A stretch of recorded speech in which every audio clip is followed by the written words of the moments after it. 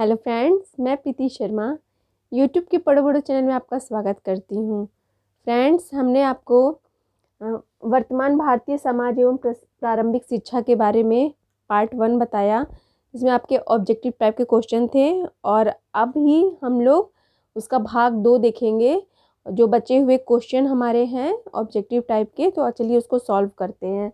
ठीक है, देखिए इसमें जो हमारा पहला क्वेश्चन है, जिसमें कह रहा है कि शिक्षा मनुष्य की अंतर्निहित पूर्णता का विकास है। ये कथन किसका है? शिक्षा मनुष्य के अंतर्निहित का पूर्ण विकास है। तो ये कथन जो है स्वामी विवेकानंद जी का है। अब देखिए इनसे कुछ क्वेश्चंस बन सकते हैं आपके शॉर्ट्स में, या कह सकते हैं कि ऑब्जेक्टिव में या वेरी शॉर्ट में भी। जैसे कह रहे हैं कि स्वामी विवेकानंद जी की संस्था का नाम क्या था, तो स्वामी विवेकानंद जी की संस्था का नाम रामकृष्ण मिशन था। तो ये आपका दूसरा क्वेश्चन बन सकता है। और इनके जन्म के बारे में पूछ सकता है कि इनका जन्म कहाँ पे हुआ था, तो इनका जन्म कोलकाता में हुआ था। ठीक है, और भी क्वेश्चन इनसे जैसे पूछ सकता है कि इनके शिक्षा के दर्शन का आधार क्या था, स्वामी विवेकानंद के। तो इनके शिक्षा के दर्शन का आधार वेदांत था। ठीक है, और भी जैसे कि इसमें क्वेश्चन आ सकता है, जैसे शिक्षा सामाजिक क्रांति का वाहक है, ये किसका कहना है? ये शिक्षा आयोग का कहना है। ठीक है, तो ये क्वेश्चन आपका हो गया। अब आइए नेक्स्ट क्वेश्चन है गांधी जी से संबंधित, अर्थात बेसिक शिक्षा या बुनियादी शिक्षा के बारे में हमने आपको इसके पहले वीडियो दे चुके हैं। देखिए बेसिक शिक्षा, बुनियादी शिक्षा, वर्धा शिक्षा, बुनियादी तालीम और नई तालीम के नाम से हमारी बेसिक शिक्षा जानी जाती है। इस बेसिक बुनियादी शिक्षा के जो है प्रवर्तक किसे मानेंगे? गांधी जी को मानेंगे, महात्मा गांधी जी को। ठीक है, तो ये इनसे संबंधित क्वेश्चन आप ध्यान में रखिएगा। ठीक, सर की उपाधि, नेक्स्ट क्वेश्चन है, सर की उपाधि किसे दी गई? सर की उपाधि जो है डॉक्टर राधाकृष्णन को दी गई। और इन्हीं के कह सकते हैं कि डॉक्टर राधाकृष्णन के ही कह सकते हैं जन्म दिवस पे हम लोग शिक्षक दिवस मनाते हैं। और आप लोग को पता है कि शिक्षक दिवस कब मनाया जाता है? 5 सितंबर को मनाया जाता है। तो कुछ क्वेश्चन उससे भी बन सकते हैं। ठीक है, आइए नेक्स्ट क्वेश्चन देखते हैं कि मॉन्टेसरी या फ्रोवेल जो है, ये दोनों जो है विधियां हैं, किसकी हैं? किंडरगार्टन की विधि है। ठीक है, इसमें क्या है कि शिक्षण इन मॉन्टेसरी और किंडरगार्टन, ठीक है, मारिया मॉन्टेसरी ने मॉन्टेसरी विधि का और फ्रोवेल अर्थात किंडरगार्टन विधि शिक्षण सिद्धांतों के समर्थक कौन? इन दोनों के समर्थक कौन है? गिजू भाई हैं। ठीक है, गिजू भाई अगर पूछता है कि इन दोनों जो है विधियों के समर्थक कौन है, तो गिजू भाई हैं। और दूसरा क्वेश्चन से बन सकता है, गिजू भाई के जो पुस्तक जो हैं, मौलिक पुस्तक के कितने भाग हैं? तो आप कह सकते हैं गिजू भाई के मौलिक पुस्तक के 15 भाग हैं। ठीक है, ये भी क्वेश्चन बन सकता है। फिर नेक्स्ट क्वेश्चन है कि गांधी जी के दर्शन में छात्रों की क्रियाशीलता के लिए पाठ्यक्रम में आवश्यक है। तो जैसे हमने आपको बुनियादी शिक्षा में बताया था, बेसिक शिक्षा में, कि उन्होंने पाठ्यक्रम में क्या शामिल किया गया? हस्तकरघा को शामिल किया। ठीक, अब आइए नेक्स्ट क्वेश्चन है, बुक्स का नाम दे रहा है कि the republic and the laws.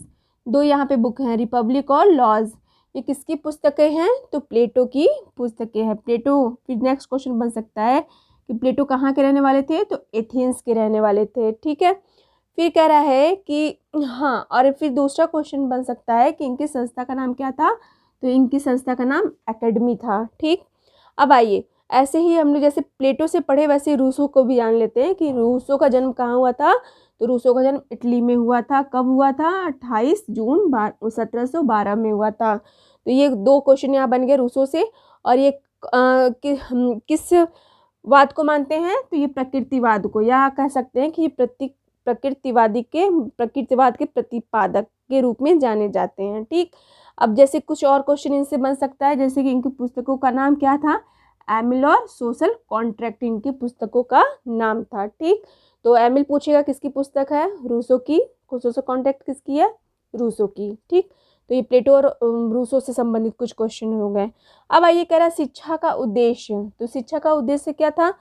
ईश्वर को जानना, व्यक्तित्व का विकास और नागरिकता के गुण, ये शिक्षा के उद्देश्य हैं। ठीक है, अगर इसमें से क्वेश्चन इस तरह से पूछता है कि इनमें से शिक्षा के उद्देश्य कौन से नहीं है, तो नहीं है, इसमें 3 ऑप्शन देगा, एक और दूसरा देगा, वो आपका अगर मान लीजिए दूसरा रहेगा तो वो नहीं रहेगा। ठीक, अब आइए जॉन डीवी। जॉन डीवी की से संबंधित उनकी पुस्तकों के बारे में पूछ सकता है कि द स्कूल एंड सोसाइटी, ये किसकी पुस्तक है? तो आप क्या बताएंगे? The school and society. The school and society John Dewey की पुस्तक का नाम है। ठीक, आइए चलिए नेक्स्ट क्वेश्चन देखते हैं कि प्रथम किंडरगार्टन की स्थापना, किंडरगार्टन की स्थापना जो है किसने की थी? फ्रोबेल ने की। कब की? ठीक है, तो ये यहाँ पे 2 क्वेश्चन बन गया। किंडरगार्टन अर्थात बाल उद्यान, किंडरगार्टन से अर्थ है बाल उद्यान का।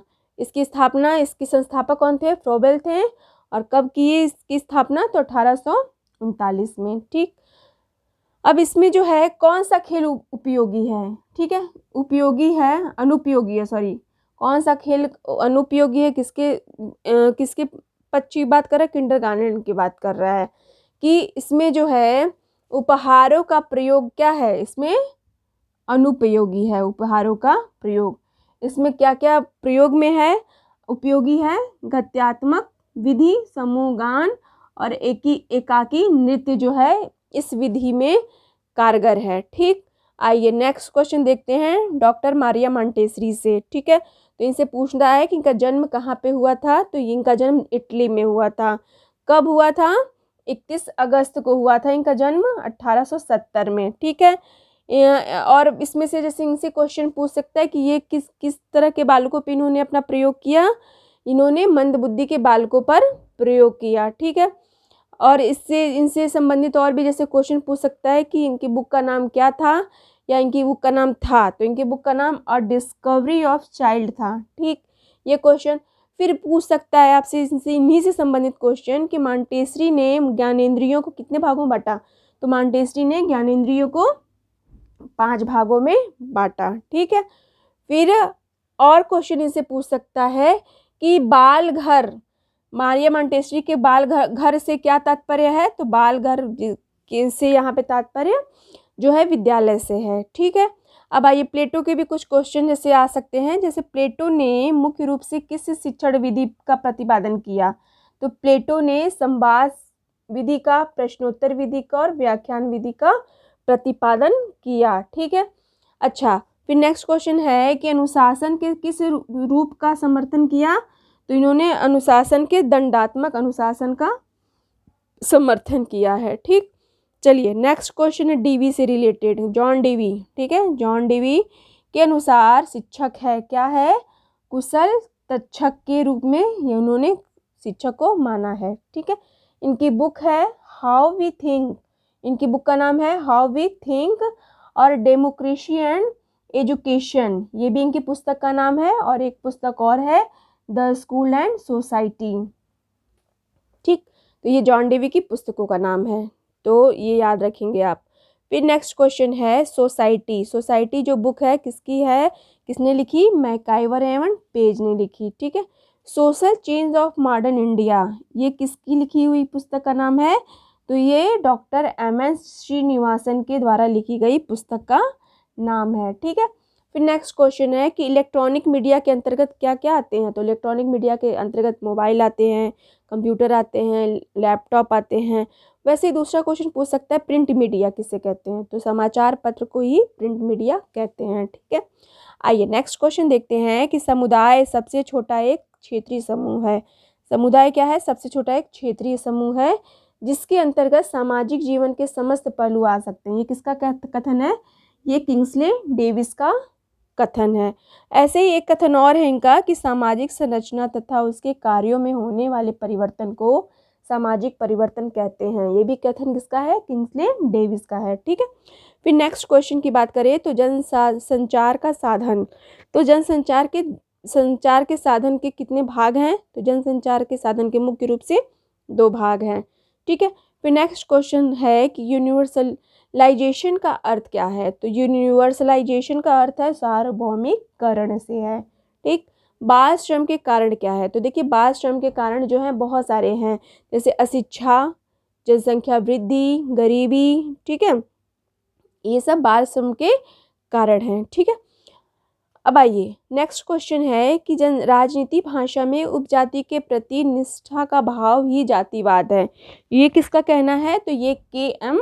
पन्नीकर कहते हैं कि राजनीति भाषा में उपजाति के प्रति निष्ठा का भाव जातिवाद है। ठीक, अब देखिए जातिवाद का दुष्परिणाम क्या होता है? तो जाति का दुष्परिणाम जो है नैतिक पतन होता है। जाति के दुष्परिणाम का जो है दुष्परिणाम का समाज का नैतिक पतन होता है। अब देखिए नेक्स्ट क्वेश्चन है कि सांप्रदायिकता का कारण, सांप्रदायिकता अर्थात धर्म जाति की बात जब आ जाती है तो सांप्रदायिकता का उद्भव हो जाता है। तो इसका कारण क्या है? जाति, मनोवैज्ञानिक और सांप्रदायिक संगठन इसके प्रमुख कारण हैं। राष्ट्रीय बाल श्रम नीति कब घोषित हुई? तो राष्ट्रीय बाल श्रम की नीति जो है, राष्ट्रीय बाल श्रम नीति 1987 में घोषित हुई है। ठीक है, ये याद रखिएगा आप लोग। निःशुल्क एवं अनिवार्य शिक्षा की घोषणा कब की गई? तो 2009 में की गई। ठीक, जनसंख्या वृद्धि नियंत्रण का उपाय क्या है? जनसंख्या वृद्धि को किस तरह से रोक सकते हैं? शिक्षा से रोक सकते हैं। जातिवाद का उद्गम स्रोत क्या है? जाति ही है। जाति ही जातिवाद को जन्म देती है। ओके, मध्याह्न भोजन योजना का आरंभ कब हुआ? 1995 में, मध्याह्न मिड डे मील जिसे कहते हैं। सांप्रदायिकता का उन्मूलन के लिए प्रमुख भूमिका अदा कर सकता है कौन? सांप्रदायिकता उन्मूलन अर्थात सांप्रदायिकता को खत्म करने में कौन भूमिका अदा कर सकता है? तो यहाँ पे शिक्षा ही सांप्रदायिकता को खत्म कर सकता है। ठीक, पर्यावरण किससे बना है? परिधन आवरण से मिलके बना है। तो ये भी क्वेश्चन पूछ सकता है। प्रदूषण, अंग्रेजी में इसको क्या कहते हैं? पोल्यूशन कहते हैं। पर्यावरण एक बाह्य शक्ति है जो मानव को प्रभावित करती है। ये किसका कथन है? E.J. रास का कथन है। ठीक है, उसी तरीके से नेक्स्ट क्वेश्चन है कि वियना सम्मेलन कब हुआ? 1985 में हुआ। और नेक्स्ट क्वेश्चन है राष्ट्रीय जल बोर्ड का गठन तो सितंबर 1990 को हुआ। उसी तरीके से नेक्स्ट क्वेश्चन है कि पृथ्वी का लगभग कितना धरातल पानी आच्छादित है? तो 71% जो है पानी धरातल पे आच्छादित है। बाकी जो है बचे हुए परसेंट पे ही हम लोग क्या करते हैं? उसी में जीवन यापन मतलब कि जो है व्यक्ति रहने का, खाने पीने, जल, उसमें जंगल, पहाड़, ये सारी चीज़ें आ जाती हैं बाकी सारे परसेंटेज में। तो ये जो है कुछ मुख्य जो है आपके वर्तमान भारतीय समाज एवं प्रारंभिक शिक्षा के ऑब्जेक्टिव टाइप के क्वेश्चन मैंने आपको बताए। तो वीडियो को पूरा देखिएगा जिससे कि आपका जो कल का पेपर है वो बहुत ही अच्छे से हो जाए और अच्छे नंबर लाएं। ऑब्जेक्टिव का क्वेश्चन ऐसे होते हैं जिसमें सीधे सीधे नंबर आपके स्कोर होते हैं। 50 नंबर का पेपर है आपका, तो उसके लिए आप सभी को मेरी तरफ से बहुत बहुत बेस्ट ऑफ लक। आप लोग अच्छे से पेपर कीजिएगा, सारे क्वेश्चन अटैम्प्ट कीजिएगा, छोड़िएगा कोई नहीं। आए अथवा न आए फिर भी आपको अटैम्प्ट करना है। ठीक है, तो चलिए मिलते हैं फिर आपको नेक्स्ट वीडियो में। तब तक के लिए नमस्कार, धन्यवाद। और हाँ, अगर आप और लोगों को शेयर करेंगे और भी स्टूडेंट्स को तो उनको भी इससे लाभ होगा, जिससे कि वो अपने एग्ज़ाम को अच्छी तरह से ट्रैक कर सके। चलिए, तो कल मिलते हैं नेक्स्ट वीडियो में। नमस्ते।